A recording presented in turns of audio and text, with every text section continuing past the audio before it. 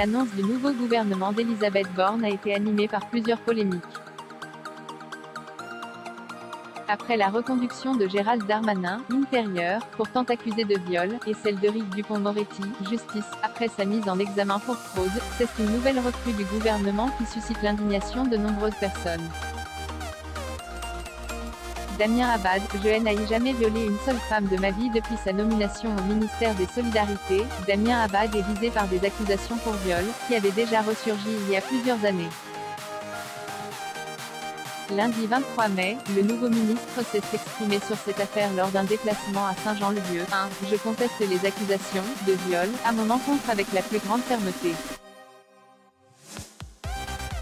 Je n'ai jamais violé une seule femme de ma vie, a-t-il affirmé. Après avoir clamé son innocence, Damien Abad a affirmé qu'il ne prendrait pas congé des nouvelles fonctions qui lui ont récemment été données. Un homme innocent doit-il démissionner? Je ne crois pas, a-t-il déclaré. Margot, la plaignante, s'est exprimée sur France Info lors d'un récent entretien accordé au Figaro. Damien Abad a évoqué cette plainte qui est loin d'être nouvelle. En 2017, le nouveau ministre des Solidarités avait déjà été épinglé pour le même motif. Cette plainte ressurgit à chaque moment politique clé de ma vie.